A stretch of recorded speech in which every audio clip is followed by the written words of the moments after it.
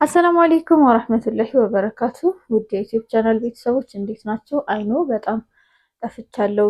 ብዙ ቪዲዮዎችን ከለቀኩኝ በኋላ በመሀል ብዙ ጊዜ ቪዲዮዎችን ሳለቅ ቆይቻለሁ እና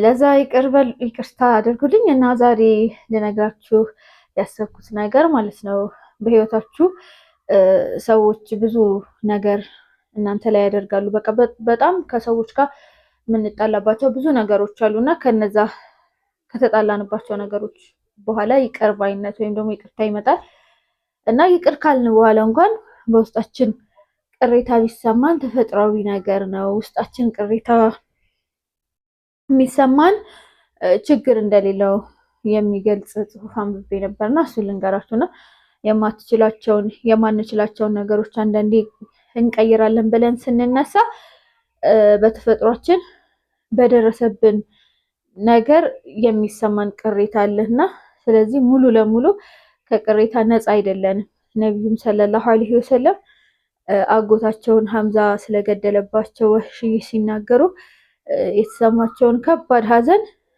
ያስታውሱ ነበርና ወህሺ የሚባለው ሶሃባ ኢስላምን ተቀብሎ እንኳን ከፊታቸው እንዲያዩት አይፈልጉም ነበርና ስለሆነው ነገር ይቅር ቢሉትም እሱን ማየታቸው ግን ሐዘናቸውን በከባዱ ስለሚጨምረው ከኋላው መሆኑን ነበር የመረጡትና አንዳንዴ የረሳነውን ሐዘን የሚያስታውሰንን አንፈልግም።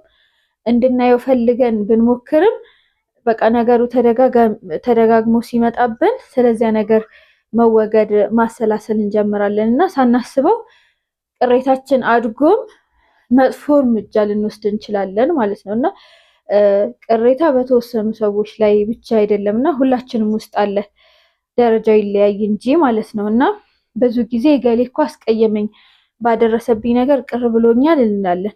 ሰውየውን ስናየው ቅሬታችን ይቀሰቀሳል፣ ውስጣችን ይረበሻል።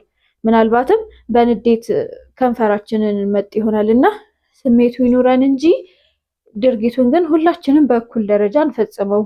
በጣም ቅሬታችን ወደ ናረ ብስጭት የሚወስደን አለ፣ ረገብ ብለንም የምናይ አለና አጽፋችን ይለያያልና የትኛው ድርጊት ተመራጭ ነው ስላላችሁ እና አንዳንዴ የቅሬታ ስሜታችንን ማከም እንዳለብን የምታከብረውም ሰው ሲሰድበን ከንዴት በላይ ውስጣችን ቅር ይለዋል፣ በጣም ይከፋናል። በቃ አውጥተን ልንገልጸው ነገር በቃ ያስከፋኛል ብለህ ያልጠበቅከው ሰው ነው እና እንዲህ ባለው ጊዜ ውስጥ የሚኖረን አማራጭ በውስጣችን ማብሰልሰል ነው እና በቅሬታ በተሞላ ልቦና ማዘን ነው እና ነገሩ ስለሚረብሽ መደበኛ እንቅስቃሴም ላይ ተጽዕኖ የገዘፈ ነው የሚሆነው እና ለስራ ያለህን አክብሮትና ፍቅር እያወቀ የሚያናነቅብህን ሰው በየደረጃ የሚፈጥርብህ ጥሩ ያልሆነ ስሜት አለና ብዙም ቀረቤታ የሌለ ሰው ከሆነ ትናደድበታለህ። ፈጥነህም በአጸፋው አንዳቸው የሚሆነ ምላሽ ትሰጥበታለህ። ግን የምታከብረውና በቃ መጥፎ ምላሽ ለሱ ልትመልስለት ልታቀርብበት የማትከጅለው ሰው መጥፎ ነገር ቢናገርህ በቃ ንዴትህ ወደ ቅሬታ ነው የሚለወጠውና ውስጣችን በጣም ያዝናል። ለዚያ ሰው የነበረው አክብሮትም በቃ ውሃ ውስጥ እንደገባ አንኳር ጨው መሟሟት ይጀምራልና ከሰውዬ ጋር የሚኖረንም ቆይታም በቅሬታ መንፈስ ተሞልቶ ለመቀጠል ትገደዳላችሁ እና አትለየውን ነገር በቃ ያን ሰው አንለየው ነገር በጣም ብዙ ጊዜ የምናውቀው ወዳጃችን ነው።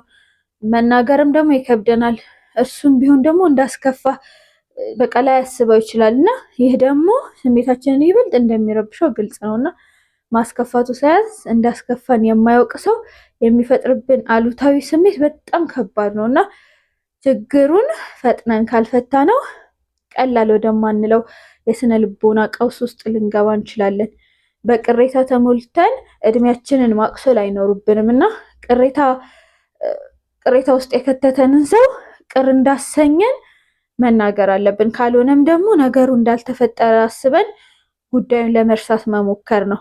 ካልሆነም ይቅርታ እንዲጠይቅ ማድረግ አለብን። ከዚያ በተረፈ ግን አድበስብሰን ለማለፍ ማሰብ ራሳችንን ነው የሚጎዳው፣ ጤናማ መንፈስን ይጎዳል፣ የተረጋጋው ስብናችንን ብስጭ ይሆናል እና እንቅስቃሴያችንም ይስተጓገልብናልና ይቅር ባይነት የቅሬታ ህመም ፍቱን መድኃኒት ነውና ተጠቀሙበትና ነው የሚለው ቁርአንም።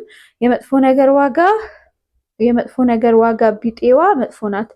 ይቅርም ያለና ያሳመረ ሰው ምንዳው በአላህ ላይ ነው፣ እርሱ በደለኞችን አይወድም ይላል። ስለዚህ ብዙ ሰዎች የሚቸገሩባቸው ስሜቶች አንዱ ነው። በተለያዩ አጋጣሚዎች ከሰዎች ጋር እንጣላለን፣ መቀያየም ውስጥ እንገባለን እና በዚህም ውስጣቸው እየተረበሸ ቀናት ያልፋሉ፣ ሳምንታት፣ ወራት ይጓዛሉ።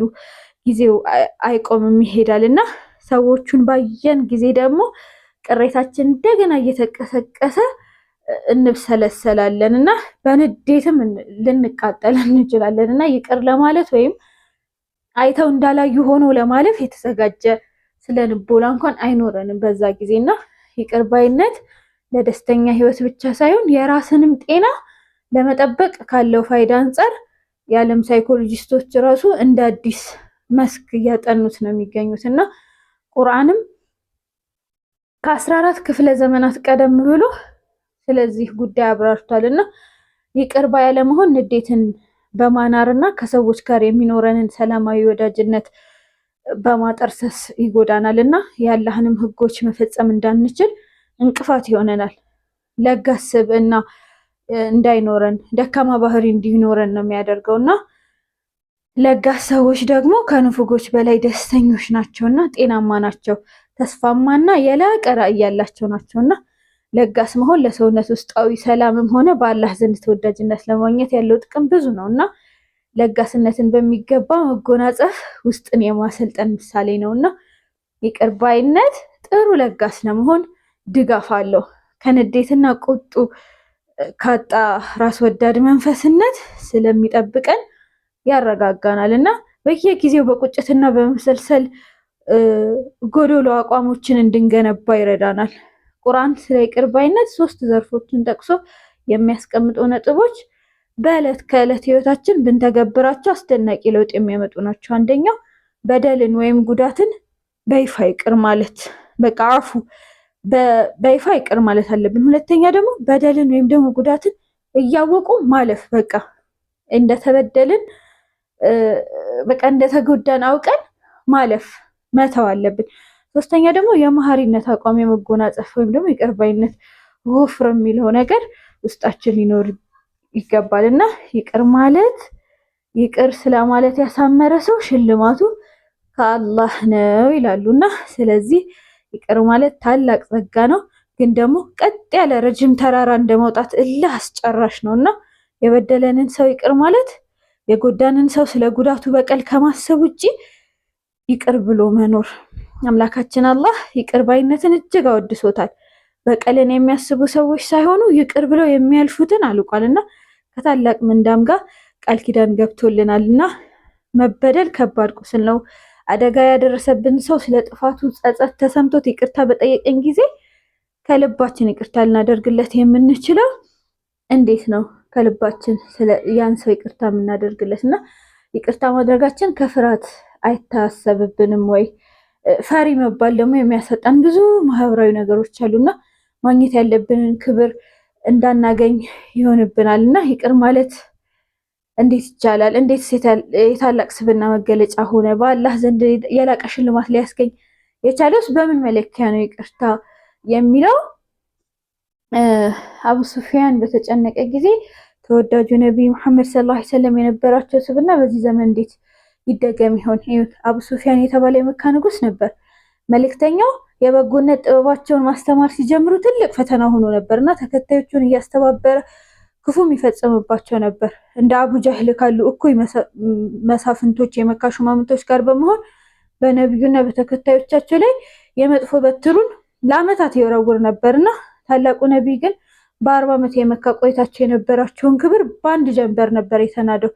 በስድብና ዘለፋ ይቀይርባቸው ነበርና ስለዚህም አቡ ሱፊያን በአቡ ጀህል የተመራው የፊውዳል አገዛዝ ምክንያት ነበርና በዚህ መልኩ ለተከታታይ 21 ዓመታት የዘለቀ ግፍና በደል ታይቷልና የበደሉ መራርነት እንዲህ በከፋ ነገር ቢቀጥልም በመጨረሻ ግን መሳፍንቱ ጽኑ ታጋይ በነበሩት በነብዩ ሰለላሁ ዐለይሂ ወሰለም ድል አድራጊነት ተሸንፏልና ነብዩ ሰለላሁ ዐለይሂ ወሰለም ህይወታቸው ከማለፉ 2 ዓመታት ቀደም ብሎ በትውልድ ከተማቸው ላይ የበላይ ሆነዋልና የአቡ ሱፊያንም ልዑክ ሲሸነፍ በዚህ ጊዜ አቡ ሱፊያን የተሰማው ስሜት ማስታወሱ ትልቅ ምሳሌ ነው የሚሆነው።